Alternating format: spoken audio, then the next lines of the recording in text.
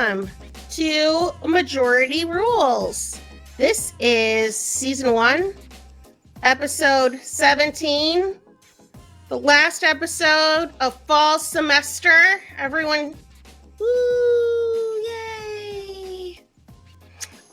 This is a podcast about Mizzou Athletics Majority, which is Olympic sports athletes. Most of the gang's back together, as you can see. We're still hanging on by a thread here. Quentin's bogged down with studying. Rory's traveling. One day we'll all be back together. One day. I am your host, Karen Steger. I am the softball, gymnastics, and every once in a while, swimming beat writer. And I'm the Olympic sports manager at rockmnation.com. So I'll have you guys introduce yourselves, what sport you cover, where you're traveling for the holidays, so basically where are you from, and your favorite Mizzou Olympic sports memory of 2024. And if you can't think of an Olympic sports one, I will allow you to say it's the KU game, because come on, it's the KU game. Let's start with Abigail. Hi, my name is Abigail, and I am the cross-country and track and field beat reporter here at RockM. I will be traveling home to Iowa for Christmas, and I'm super excited to be back with my family. My mom keeps sending us updates of all the meals she's prepping and the different itineraries, so I'm very, very excited to be home. I'm going to break your rule. I have 2 memories. First, from reporting the Gans Creek Classic was just altogether a crazy experience. Getting to watch my sister compete was really special. And just watching Coach Levermore kind of choke up when he talked about Ryder James, that was really, really sweet. And kind of a full circle moment since I've been covering the team for a while. A negative but yet positive experience was calling Mizzou softball last spring in their 9-inning loss to Omaha. It was really, really cool to call an NCAA tournament game. And although they lost, the energy of that stadium was electric. And we were just like hanging on to every single pitch. So that was really cool. And then my KU memory is actually the standing ovation that the Mizzou volleyball team got during the KU game. I was calling it and just seeing the entire stadium rise to their feet and seeing that like collective support. And you could tell that people understood why this program deserved that applause. And I was so proud. I love that. Dylan. All right. My name is Dylan Heinrich. I am the soccer and women's basketball writer here for Rock M Nation. I am traveling home to Colorado for a couple weeks for the Christmas break. So excited we obviously got some snow here, but the snow in Colorado just has a little bit of a different energy to it. So hoping for a like Christmas back home. My favorite memory for Olympic sports is similarly along the lines to Abigail. I think it was just the whole softball regional and the final walk-off to win it all. I got a chance to cover it when I was still writing for the Maneater. Just an unreal experience to have that much great softball in such a short time period with all the NCAA pop and circumstance. Coolest thing I've done so far. So it's been also exhausting to write that much softball. Very exhausting. That short amount of time. But it's been a heck of a ride, and it's only gotten better now that I've been able to join the team. So it's been a fun 2024. Love that. Matthew, what about you? And I'm Matthew Gustafson, the volleyball, wrestling, and occasionally baseball beat writer for Rock M Nation. And my favorite memory from 2024 Olympic sports actually happened in the past week. Thursday, Friday, went down to Dallas, ended up covering Mizzou volleyball's 2 victories to advance to the Sweet 16, including arguably the upset so far of the NCAA tournament, taken down 2 seed SMU, and then had a interesting KU story. Won't get into the full details, but was in a car with a couple of other Mizzou student journalists who were there covering it. Car broke down in the middle of nowhere in Oklahoma, ended up staying the night Saturday in Chakota, Oklahoma, and somehow, some way, we were able to make it back for the final 2.5 minutes of the KU game. I don't know still like how we made it. It was incredible, and was able to storm the court. That's awesome. And then Oh, and where are you traveling to for the holidays? Yep, I will be traveling home to Chicago for the holidays, but doing some more traveling before then. I'm currently in my basement in my family home in Chicago. But tomorrow, knock on wood, if all goes well, I will be flying to Pittsburgh to cover Mizzou at the NCAA Regionals as they face Kentucky on Thursday at noon. And before we talk about that, let's move into volleyball. I'm assuming that's where Wait, I didn't say my things. Oh, you didn't? I should have started it with it, but I didn't want to take the flow away of everyone introducing themselves. So for the holidays, I'm traveling to Florida. No, I am not from Florida, but my family lives there now. So I'm going to St. Pete / Tampa area. I leave. Oh my God, is that next Saturday? The 21st? Jesus, that's like a week away. That's crazy. Anyway, so I'm going to Florida for the holidays, and we'll be there just long enough to spend time with the family before racing back here for the start of women's basketball SEC season to see the Tigers take on Dawn Staley and the South Carolina Gamecocks. I can't even decide on my favorite Mizzou Olympic Sports memory of 2024. My personal favorite that involves me is probably finding out the secret about Helen Hu coming back and no one knowing it. That was wild that just happened to work out. Things that I witnessed, like Dylan said, I'll go with softball postseason. It was exhausting, but it was unbelievable to get to sit there and cover them and write about them and have them get so close back to the Women's College World Series. That was incredible. And I will also throw in there watching Sienna Schreiber get her first 10 in her last home meet on balance beam, something that was 5 years in the making. I think that was really super cool. Especially I think it was her mom's birthday or something like that. Like there were just like all these really awesome factors with it. So those are my things. And now we will go back to Matthew. Matthew, there's some cool volleyball things going on. So Mizzou volleyball, a 7 seed in the NCAA tournament. They travel to Dallas Thursday and Friday for the opening 2 rounds of the tournament hosted by SMU. Thursday first round matchup, they took on the Sun Belt champions Texas State, ended up sweeping that one 25-16, 25-22, 25-22.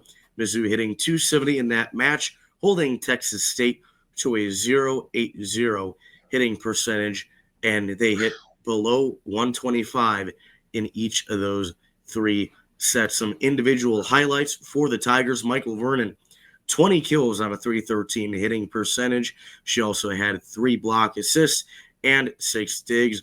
And then also Jordan Eilif with 11 kills hitting .348. Also had 6 digs there as well. Alongside Maya Sands, Carolise Perez-Catala had excellent defensive efforts, tallying 20 and 11 digs between those 2 players, respectively. And so Mizzou advances to the next round where they face top 10 ranked, 2nd seeded, heavy favorites, SMU. One of these Cinderella stories of the season. They've been one of the most fun teams to follow this year. The only team to have beaten the top 2 seeds in Pitt and Nebraska. The only team to have beaten them both. But they also had some surprising losses this year, including to Loyola Marymount, Hawaii, and NC State in their regular season finale, who Mizzou swept towards the beginning of the season. That ended up being some interesting foreshadowing. Mizzou pulling off the massive upset, maybe the upset of this NCAA tournament so far, in 4 sets. 25-22, 25-14, a blowout in set 2. An absolutely insane 3rd set. They drop it 31-33. and then they win 25-22 in set 4. They didn't just win this matchup.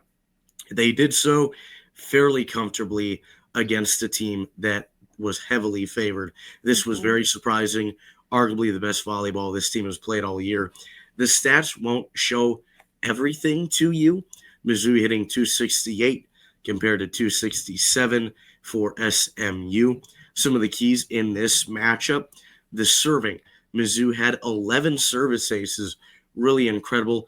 I believe that Iliff and Maya Sands both had 4 aces between them. And then the blocking. SMU is known for its blocking. Mizzou outblocked them. They had 12 blocks, a new season high, compared to 10 for the Mustangs, beating them at their own game. And Michael Vernon continued to come up in the clutch for Mizzou. 23 kills on a 308 hitting percentage. She also had 3 block assists, 4 digs. Jordan Iliff, 16 kills, only hit 200, but she had those 4 aces. She also had 2 block assists and 10 digs. And Colleen Finney, phenomenal on the defensive end, really efficient offensively, 4 kills, hitting 500, and then had 7 block assists. Overall, just phenomenal performance by this team from top to bottom. And this was really a shocking win, not necessarily because of the fact that they won, although that was certainly surprising, not something that people expected, though. This seemed like the likeliest upset to happen of any 2-7 matchup, in my opinion. But just the way that they did this was really, really surprising to me. Like I said, I mean, they looked phenomenal. They looked like clearly the better team in this matchup. And Mizzou advancing to the Sweet 16 for the first time since 2017 when they were coached by the Kreklows, and also the first Sweet 16 under Dawn Sullivan. She took a team that had, I believe, 4 wins the year before she joined the Tigers. That was the 2020 dark days of Mizzou volleyball. The dark ages of Mizzou volleyball under Josh Taylor. First year, nobody expects them to make the tournament. They don't just make the tournament, they make the second round. This year, the team sets a loftier goal of making it to the Sweet 16 again. Not expected to. They're outside the top 25 in the preseason poll. They don't get into the top 25 until the final few weeks, and even then, they end up not breaking through into the top 19. And despite that, again, they make the Sweet 16. They achieve a goal that few people thought was realistic, few people thought was possible. 9 wins in 2022, but they went 2-16 in the SEC. So this really shows you just the unbelievable turnaround by this team in only 2 seasons. This is one of the best, if not the best, programs right now at Mizzou, and it has the potential to be that way for a very long time. Looking ahead, Mizzou now moving on to the Sweet 16, the regional finals in Pittsburgh. They're going to have a chance to move on to the Elite 8, facing a familiar foe in Kentucky, who they have gone 0-2 against this season. And in fact, Kentucky has had Mizzou's number for a long time. Last time the Tigers beat the Cats was 2016. Kentucky has won 13 straight. But I think they can do it. Some of those were during the dark days. Some of those were during the dark days. But the reason that I think they can realistically pull it off is because this is a different team from both times they faced Kentucky. The first time they faced them, the defense was nowhere near the level that it's at right now. They hadn't taken down elite competition. They've done it twice now, beating Texas, beating SMU. And in the second match, they were in the middle of a late season slump.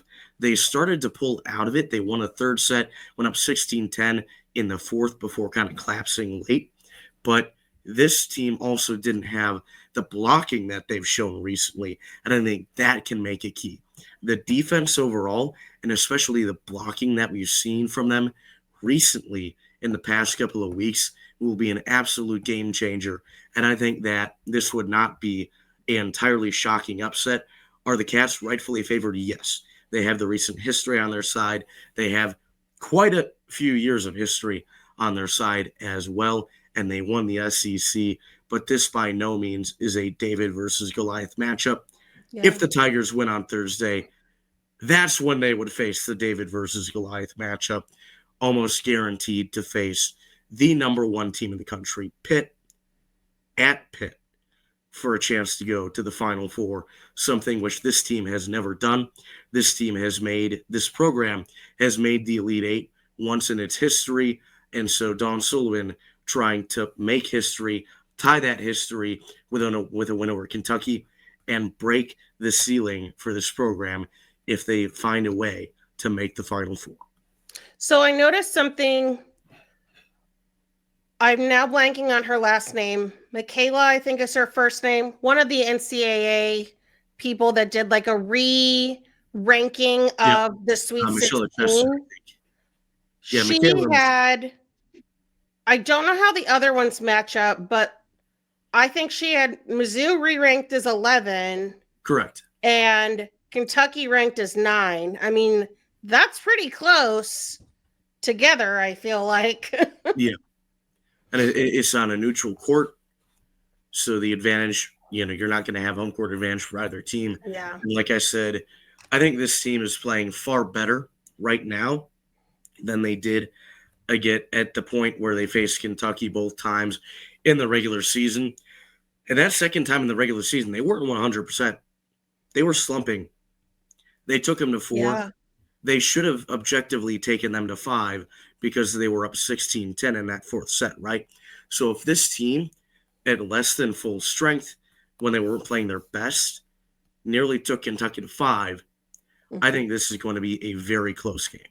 Very close match. Yeah. The other thing I wanted to make sure that we mention is that it is AVCA award season, and the Tigers have racked up some awards. Yes, they have.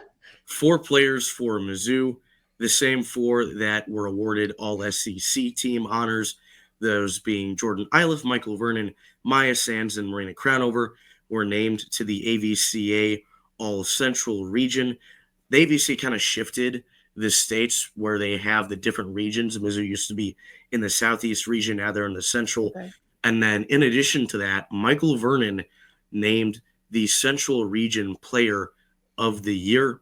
Dawn Sullivan named the AVCA Central Region Coach of the Year. Yay! Well-deserved honors for all of them. So who else is in the Central Region? Like, who is their competition? I will look that up right now. I don't remember right off the top of my head, but I know that they did. It was a recent change. I will look that up. And you are hopefully on your way there in the morning to cover it for us, which is super exciting.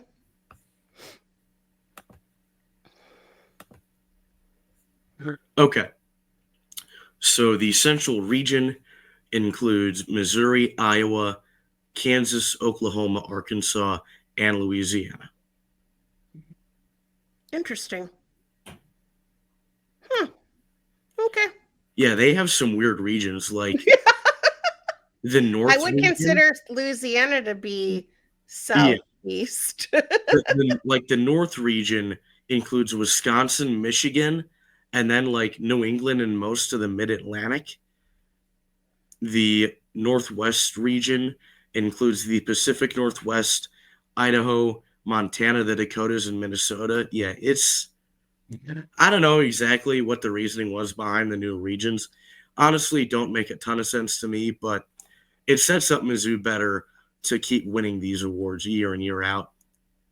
I love to see it. Love to see it.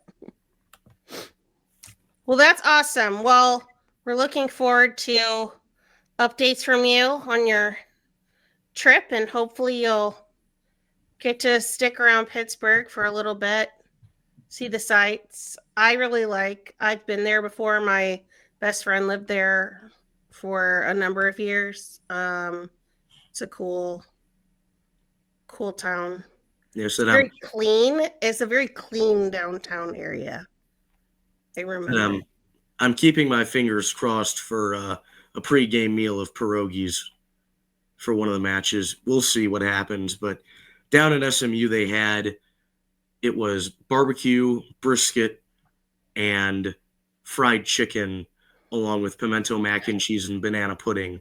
Those were the two meals. So I'm hoping that Pitt follows suit and kind of does stuff that's very,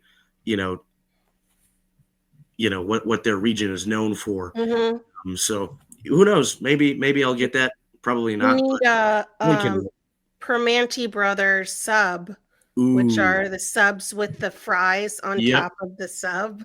That would be very good. That would highly recommend. Even if they don't have that as a pregame meal, I'm probably going to have to try it. Gotta make your way over there. Awesome. Well, thank you, Matthew. Go Tigers. Woo!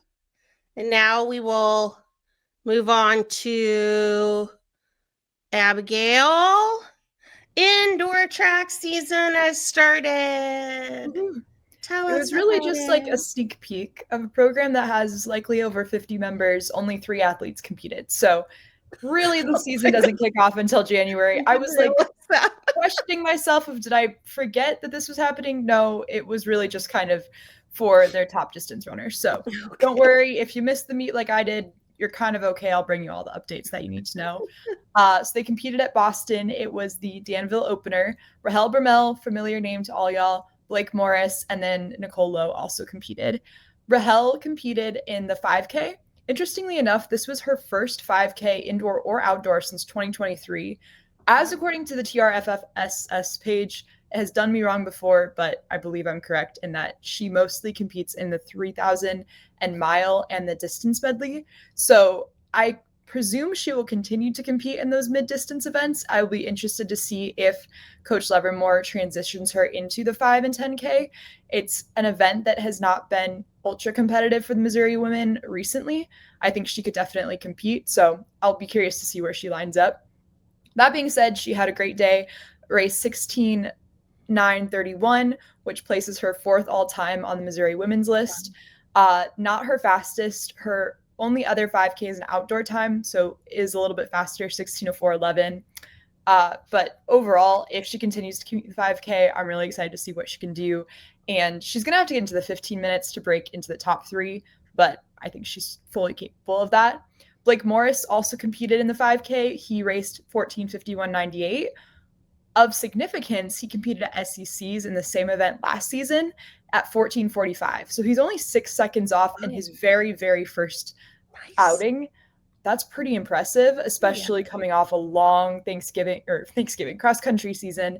And they're going to have about a month break now before they really get into indoor competition. So I'm super excited to see where he develops this season. He's someone who made a lot of strides, literally and metaphorically, across the distance cross-country season. Nicolo also strides. Thank you. Gotta love a pun. More exciting to set the scene for this winter, the Tigers are going to host 5 consecutive indoor track meets starting Saturday, January 11th, which means I get to see them 5 times on their brand new banked track. Super excited about that. For context, it means that they can host some of the competition before they face them at SECs and just don't have to travel with the long grind. Track season extends from January all the way through May and then beyond if you're competing internationally. So to not have to travel every weekend, especially earlier in indoor, is so nice for the athletes. I'm really excited about that. Again, remember, Missouri is an incredibly competitive conference for track, even more so than cross country as far as the team programs. Last season nationally, the men's SEC teams placed 10 within the top 25 nationally. 10 of the top 25 teams were SECs. And for the women's side, it was 8 of the top 25. So it'll just be nice for them to host some of them rather than having to face them all on their own home turf. That's about all I have for track, except for I'm really excited I get to watch them compete. Yeah. That is really exciting. Interestingly, not related to Mizzou, but Graham Blanks, I mentioned him in my podcast little clip a couple weeks ago. He won the entire cross-country 5K for the men. He's the only the 13th man to go back-to-back. He won for Harvard the last 2 years in a row. He just declared to go professional, so he's foregoing his season of track eligibility. It's kind of an interesting caveat that appears in professional running more so than any other sport, where they will, you might declare for the NBA or NFL draft, but not something that really applies to Missouri runners as of more recently. They haven't been in that conversation, but it's cool that I got to watch the guy compete, and now he's probably going to be Olympian someday. That's really awesome. I love that. Thank you, Abigail. Dylan, it's time for you. Women's basketball. All right. So, women's basketball, since our last episode, picked up a couple big-time wins including a fellow Power 5 opponent in SMU. Mentioned how this one was going to be fairly close. These two teams, very even footing, played out exactly like that. Missouri was constantly ahead, but SMU was just a hair's length behind, and we're finally able to catch up in those last couple minutes. But a final last-ditch effort from Abby Schreck and some great defense from the whole team, specifically Lanai Randall, put them over the top to get the 68-61 win. It was your usual top three, Schreck, Slaughter, and Judd, combined for, if my math is correct, 47 points in that matchup. So we're really the heart and soul of this offense. Against Northern Illinois, it was more of the same. The Tigers won this one by 40 plus. It was never really close. Tigers went on a big run to end the first quarter. And after that, it was pretty much academic from there. Grace Slaughter, another really solid game at 20. Ashton Judd continues to pick up steam with 16 points. And then Lanai Randall finished with 13 points. Angie Gallo-Kalendi finished with 9 points, 10 rebounds. So a little bit of everything. A huge shout out actually to Ashton Judd, who, since I've been one of her biggest critics, has really started to pick up steam this season. Over her last 4 games, she's averaging 16 points. So she's averaging 16 points, 6 rebounds, just under 2 steals, and 3 made 3-pointers in her last 4 games. So, again, we said that one of the keys to this Missouri team is Ashton Judd really playing like that top 2 option, and so far she absolutely has been. And it's picking up right at the right time heading into SEC play. Got a couple more of these buy-in gimme matches. After that, it gets right into that grind in that South Carolina game that you mentioned earlier. Hello, everyone. Quentin Corpuel checking in from beautiful Peace Park here on campus at Mizzou. I guess for this episode of Majority Rules, which I unfortunately cannot make because of finals, I will start my recording with my favorite Mizzou sports memories, one non-Olympic sports, one Olympic sports. My non-Olympic sports memory that tops all the other ones, I think it's going to have to be Sunday. Mizzou beating KU in the border war for its first win over the Jayhawks since 2012. When I was looking at famous Mizzou sports moments, well-known Mizzou plays, when I was coming here before my freshman year 2 years ago, one of the first ones I saw was Marcus Denman's comeback against KU to lead Mizzou to victory all those years ago. And to be a part of something fairly similar, albeit no game-winning shots, no crazy comebacks, although Mizzou did stave off a huge KU comeback. It was really awesome to be a part of that. And so I would have to say that's my favorite non-Olympic Mizzou sports memory. That is number one. And then Olympic sports, I'm going to have to go with Lauren Krings' Herculean performance in the do-or-die game against Omaha to go to Super Regionals. It was a game where Mizzou's bats went ice cold, and what they needed was exactly what Krings gave them, was a pitcher that was not going to die. And even cooler was that she battled another iron arm in Cameron Meyer for Omaha. And in the end, Krings was able to put together a ridiculous all-time pitching performance. I believe it was 15 strikeouts, and Madison Walker ended up recording the walk-off hit to send Mizzou to Super Regionals. I just remember watching from home in Maryland, and my mom kept asking me, "Quentin, are you going to join us for dinner at some point?" I'm like, I'm waiting for somebody to score. And luckily for my dinner plate, I can't remember what I ate that night, but it tasted a little better knowing that Mizzou had pulled out a pretty epic victory over Omaha to go to Super Regionals. And it was way cooler because Mizzou had lost its first game to Omaha and needed to win every single game from there on out in order to at least give itself a chance at getting out of its own regional. And that's exactly what the Tigers did. And so that game definitely tops the list for me. As for the holiday break, I will be going back home to Maryland. I leave Thursday morning. I will be going to Nashville. I will be at the Music City Bowl for Mizzou, Iowa on December 30th. I will be going with my family, so that will be pretty cool. But other than that, I will be in the Blue Crab State. I will be seeing some friends from back home and enjoying all that there is to offer in Bethesda and Washington, D.C. as well. I plan on going to at least one Wizards game, hopefully a Georgetown and a Maryland basketball game, maybe a George Washington basketball game if I'm feeling frisky and want to get myself onto the Metro down to Foggy Bottom. But nonetheless, I hope to enjoy some hoops and hang out with some friends over winter break. Real quick on Mizzou women's basketball, that was a really nice win the other day against SMU.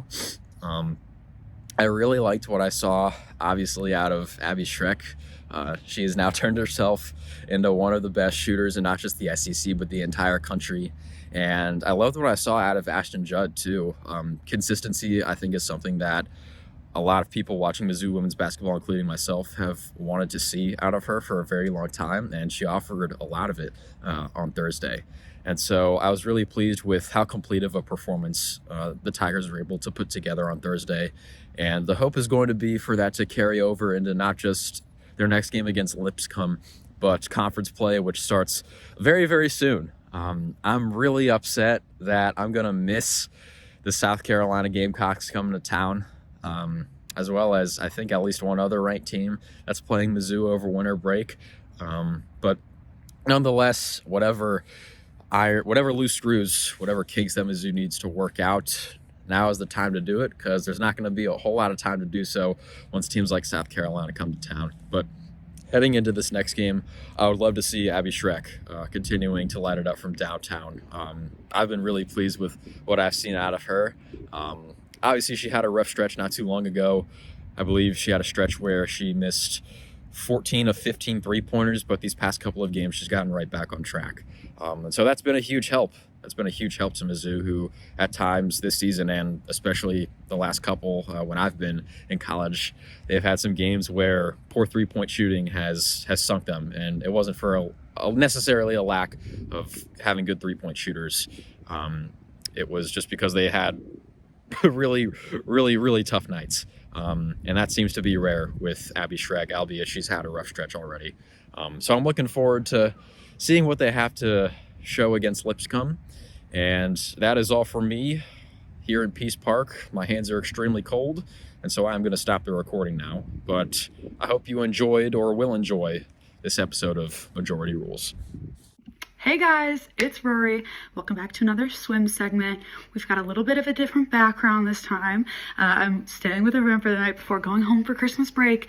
I'm in St. Louis, which for me, I don't know, big Cubs fan, being in enemy territory right now. I wanted to whip out a shirt that I have, which is from Obvious Shirts, which is a Cubs t-shirt company that says St. Louis is boring. But a lot of St. Louis natives have come after me when wearing that shirt, so I decided maybe let's not put it out on a Missouri sports podcast. Anyways, I'll be back in Chicago soon for Christmas with the family, which I'm super excited for. I haven't seen a lot of my cousins because they were gone over Thanksgiving, so I'm excited for that, to be back with my friends. And Christmas in Chicago is like no other. You have to get downtown, see the lights, see the trees, go skating. It's kind of awesome. But as I said, this is the swim segment, so I'm here to give you guys a bit of a pretty brief update. As I mentioned on the podcast a week ago, it looked like the swim team was going to be at the Toyota US Open National Championships, which was taking place the 4th through the 7th. But Karen and I did some research because on the 4th, didn't really seem like the team was there, was kind of up in the air. We did find out alum Jack Dahlgren was swimming.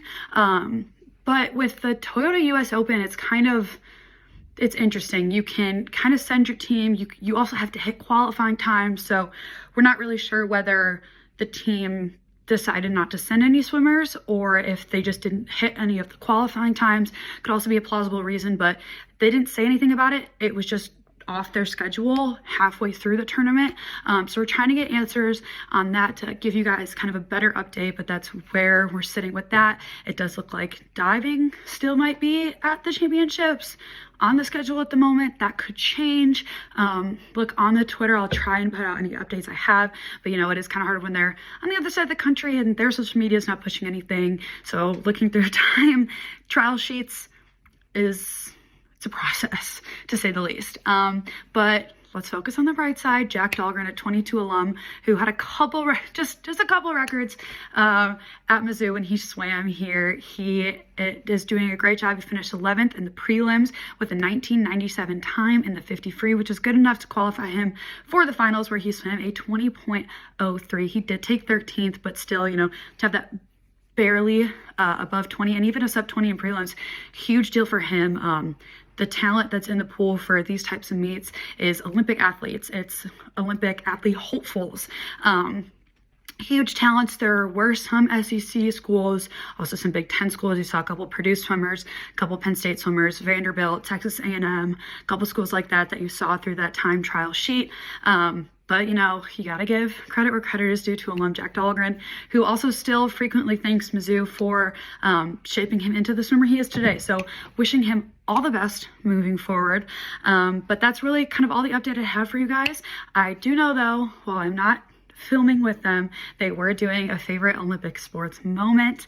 And mine is pretty recent. It's not a cop-out, but it's the Mizzou women advancing to the Sweet 16. But it's not them actually advancing. It's kind of the reaction. I was with my friends out at dinner, and we caught kind of the tail end of the game. It was the third set. I'm frantically texting Karen. But the restaurant that we were at, people were invested in this game.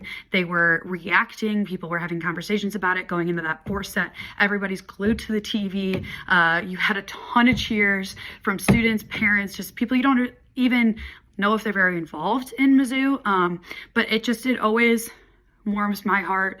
And just to see that kind of support for women's sports and women athletes is always, I think, a major deal. And it was really cool to see the reception that they were getting and that people are paying attention to women's sports. Everyone watches women's sports. So that's probably my favorite Olympic sports memory I have for you guys. But I hope you guys have a very happy holidays, and we'll see you soon. I wanted to point out that I have been unlucky in securing the giveaways recently, but I did go quickly grab some two giveaways that have come from the women's basketball game. The first is a beautiful metal lunchbox, which is currently housing my Christmas cards that I'm working on decorating, and also this hat, very breathable, feels kind of like a golf hat almost. So I have managed to secure some nice swag at the games recently. That's fun. The giveaways for these last couple games have been really nice. Yeah. Sorry. I'm curious, as we head into SEC play, someone who I wish I could watch the South Carolina matchup once in person, but the scheduling always screws Mizzou fans over a little bit. Yeah. How are you feeling about their potential heading into conference play? And do you think their final record for a season outlook is better or worse than last season in their performance? I think after what we've seen all this year, I would say it's a better team than last year. It's got a lot more depth to it. It's a lot more well-rounded while still being surprisingly young. Obviously, you're going to lose Haley Frank and Mama Dembele, but I think the additions that they've made, Angie Gala-Kalundi's healthy. We've seen major strides from Hannah Linthicum, Abby Schreck. So I think the overall roster itself is stronger heading into SEC play. And I feel like this is a team that has kind of learned from what happened last year. They started off decently well. They picked up a big win on the road against Vandy in January, but just couldn't keep up that steam. So I think that this is a team that, let's be real, the SEC is a monster this year again. South Carolina, Texas, Oklahoma, the list goes on. But I do think that there are definitely some opportunities for some wins, especially at home, an upset here or there. So I'd probably put the bar 4.5, 5.5 SEC wins, which doesn't sound like a lot given you're playing 18 to 20 games. But if you go through and check every game on your schedule, you're like, man, they seem to be playing a top 25 team every week. It is just ridiculous to look at. So it might be a little bit frustrating at times, but this is just what you're going to have to deal with in the SEC. But I think this team is absolutely heading in the right direction with just the improvements to all the players mentioned, especially your headliners of Slaughter and Judd. That's what I like to hear. One of those wins is obviously going to be against South Carolina too. Let's start the season with a bang. Right around the new year, you never know. Yeah. I mean, I've seen it happen before. That was one of the best games. My head hurt from screaming so loud, and my voice was gone by the end of the game. We were watching at home with my family, and I kept telling them, like, this team, like, they don't look great. Like, I've been to a lot of games. They don't look great. And then we were watching, and we're like, no way, they're winning. Wait, they look really good. It was crazy. Let's run it back. That's what I'm saying, Dylan. When they came here last year, Mizzou was in it till like the middle of the third quarter before it finally got away. So it's not totally impossible. Crazier things have happened in the world, so keep your eyes peeled. They've been beaten once this year already. That was close too. Yeah. So this team is anything can happen in basketball. You just need one hot game. I mean, last Sunday proved it on the men's side. The very same thing could totally happen for the women. It's true. Very true. I was going to add to this and I've already forgotten. Oh, one of the reasons why I ended up ultimately purchasing season tickets was because I looked at the SEC schedule and was like, well, I'm going to want to buy tickets to all these games. Okay, well, I might as well just buy season tickets then because the price ends up being about the same. So I have a nice seat pretty close to the media station so I can go say hi to the guys on my way out. That's been pretty nice. I think I also sit right by Abby Schreck's family because Danny Stevens is often lurking around that area. And I think there must be another parent or family that sits right behind me because I was listening, not purposefully, I just happened to hear part of their conversation the last game, and I was like, I didn't ever turn around and look at them, but it sounded like they were having players over to their house for holidays and stuff, so which made me think that they were probably someone's parents. Yeah, I got the chance to meet Lanai Randall, both her mom and her dad. Very, very nice individuals. So it's a nice little parent section over in that area. They're very happy with the t-shirt toss. I will say it's an electric atmosphere. Yeah. They also do a burrito. Those things come fast and hard at people. I almost got nailed with one last week. And Danny Stevens missed catching one, and I just reached behind me and grabbed it and handed it to him because I was like, "You can have it. I don't need a thrown burrito. I'm all right." Karen, they're t-shirts. It's a Poncheros t-shirt. Why is it heavy? It's wrapped in like a burrito foil. It doesn't feel like a t-shirt. To be fair, this year. I don't see a world where you could throw a burrito at somebody. That's why I was like, this is weird. No, I don't know. I mean, there's a restaurant in Missouri known as the home of the throwed rolls. So yeah. Why not the throwed burritos? I literally thought they were throwing burritos at people, and I was like, this is so weird. I mean, they've created hot dog cannons, so why not? Why not burrito cannon? I can see why it would be confusing. They are packaged like a burrito, so yeah. Well, and I will say I have caught the t-shirts. Yeah. And they are significantly less heavy Like the to go on the sides of the hot burrito dog t-shirt. sponsor, you We're just could giving Mizzou Athletics issue free a ideas here. Come on. for burritos. I was like, man, they're getting rid of a lot of burritos. This makes so much more sense now. Wow, I'm so smart, you guys. Why did I give that back to Danny Stevens? I should have kept it for myself. God. I So mean, nice. especially now that you know it's a T-shirt. Like he's on the basketball team. He's I drowning. know, in he's got whooping plenty on it. of stuff. He gets all that Need stuff for that. free. So like, yeah, he does not Anyway. need a Pancheros T-shirt. Now that embarrassing moment is over. So yeah. Next up for women's basketball, Sunday, Lipscomb. It's Sunday Fun Day, apparently. It says that you can get your face painted.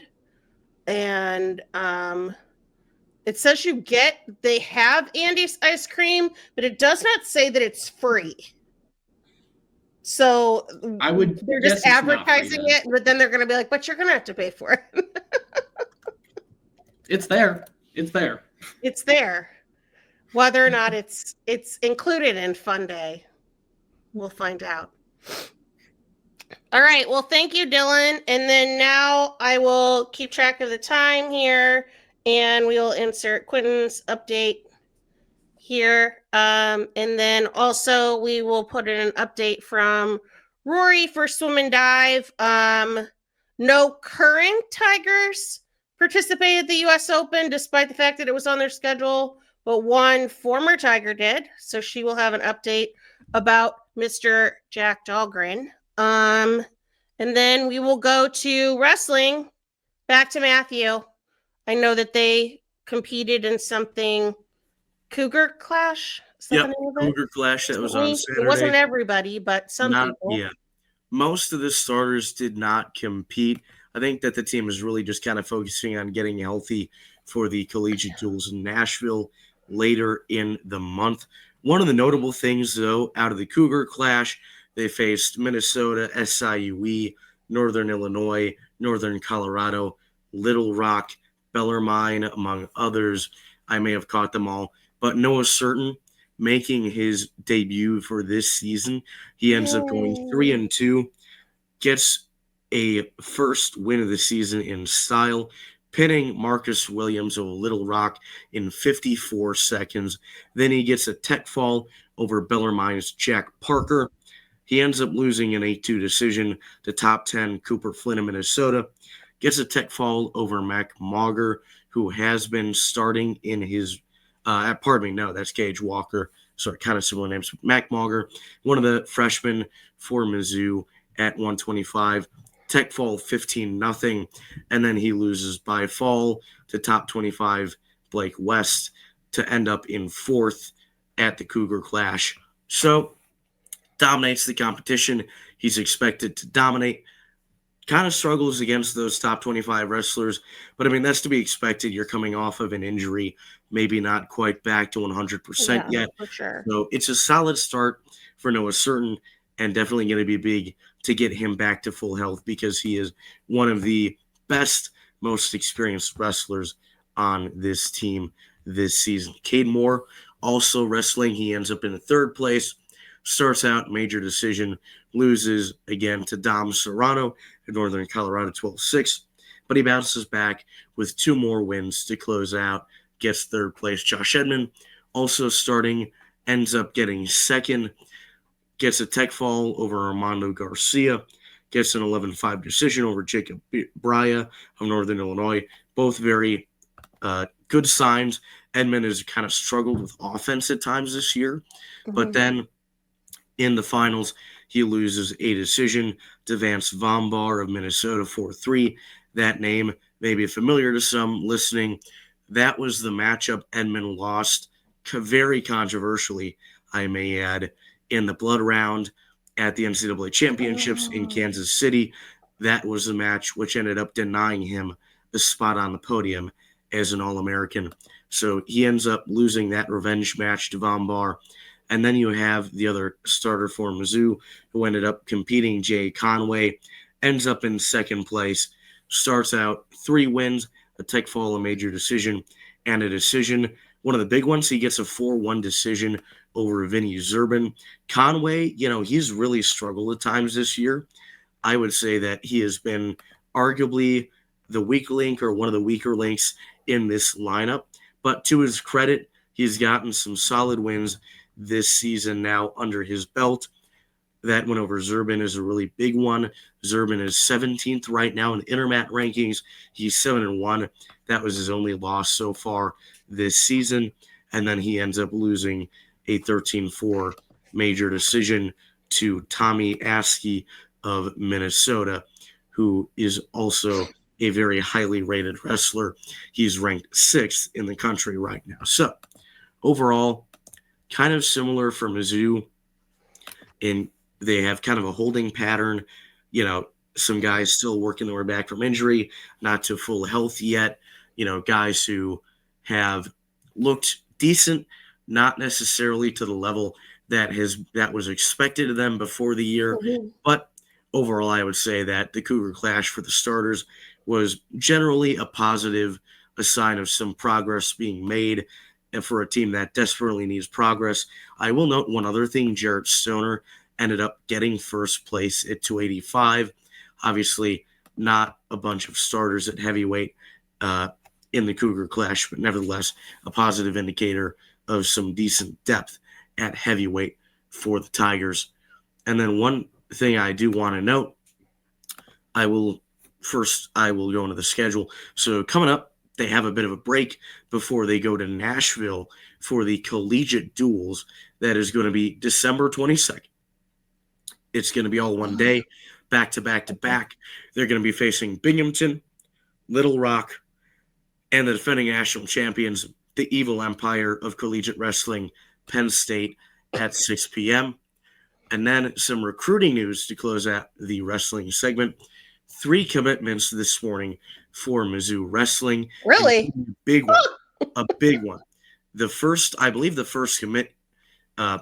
commits, of the 2026 class, the headliner, the 13th overall recruit in the class, number 2 at 120, Antonio Mills. He's a 2-time Georgia State champ. He was second. He was a runner-up at Super 32, which is a very, very high-level, top-of-the-top high school competition. Really big news there. Also committing was his brother. Probably is going to be automatically the best name on the team when he gets here, is Taquavius Mills. He is a Georgia State champ as well.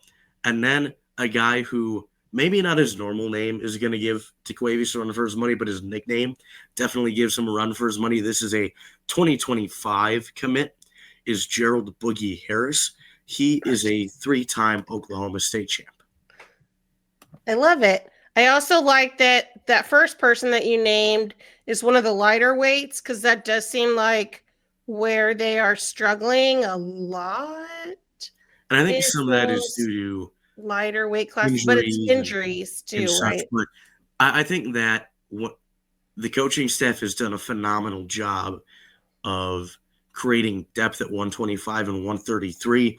Obviously, you have Noah Certain, who's going to be this is his final year.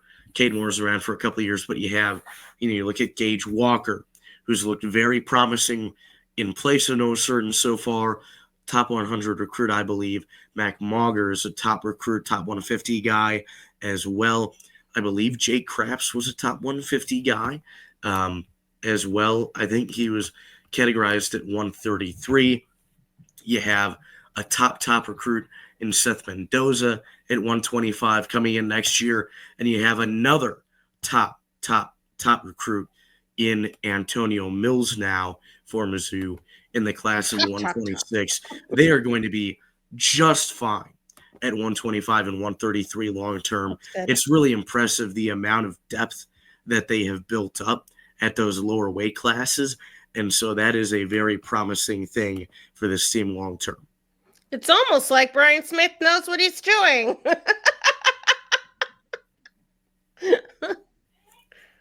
Almost.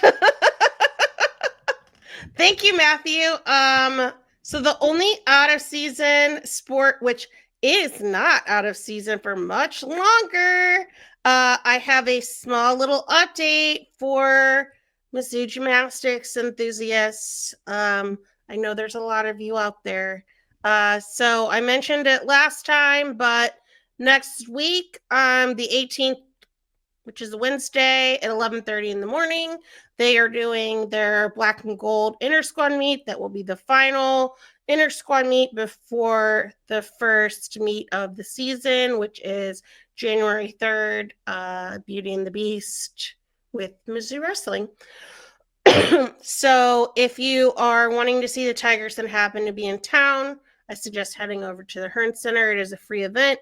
They also are doing something in conjunction with Columbia Public Schools, so there should be a lot of screaming children there to watch gymnastics. So it will be fun. I'm very excited. I was talking to Amari about it at the women's basketball game because she was the one that was handing out the lunch boxes, her and Kennedy Griffin. And they're like, "You're coming, right? You're coming to the meet." And I was like, "Of course, I am taking a half day." So the other gymnastics news, the WCGA preseason rankings came out today. Mizzou is number 9. Which ties their highest ever preseason ranking. They were also number 9 ahead of the 2023 season. This is the second time in 3 years then that the Tigers have cracked the top 10 in the preseason. You guys, the Southeastern Conference is so hard. 7 of the top 10 are SEC teams, including number 1, Oklahoma, number 2, LSU, number 3, Florida, number 6, Alabama, number 7, Kentucky, number 8, Arkansas, and then Mizzou is number 9. And I have to say, I honestly think the only reason why Arkansas is ranked ahead of Mizzou is because they got Olympic alternate Jocelyn Roberson. Because otherwise, Mizzou's recruit freshman class and transfer class that they brought in is better than Arkansas's. So I don't know, maybe those are fighting words, but that's how I see it anyway. I think that they actually are better than Arkansas. All but 2 of the Tigers' 15 opponents for the upcoming season are found somewhere in this top 36 of people receiving votes. So yeah, tough schedule, but if you want to be the best, you got to beat the best. So I'm so excited. I cannot wait to start working on my previews while I am at my parents' house for Christmas. And don't worry, I will have 5 bazillion updates from the Black and Gold meet with many, many videos. I'm sure I will write at least one thing about it, if not more than that. So I'm here for all of your Mizzou gymnastics news. And I'm just so excited. So that's about all from here. Please head over to Rock M Nation to support the work of all of our wonderful student journalists, as well as some other really amazing writers as well at the site, covering all sorts of sports. Last week alone, we put out 40-something articles again. That seems to be common for us these days. Now we've hitting you with all the transfer portal, recruiting news, and all that stuff for football. So there's still plenty to go on. And then we've got the bowl game to worry about too. And then, basketball is heating up. Lots to talk about for that as well. You can also support us by subscribing to this podcast feed. I can't talk, and leaving a 5-star review and joining our subscription service, RockM.Plus, which is only $5 a month. You can also follow us on the Twitter, which we all are still at. I am at Karen Steger. Matthew is at M_Gustafson27. Dylan is at Dylan R. Heinrich. Abigail is at Abigail_clap with a K. Quentin, though he's not here, is at Quentin Corpuel, and Rory is at Rory Whetstone 7. Thank you for joining us.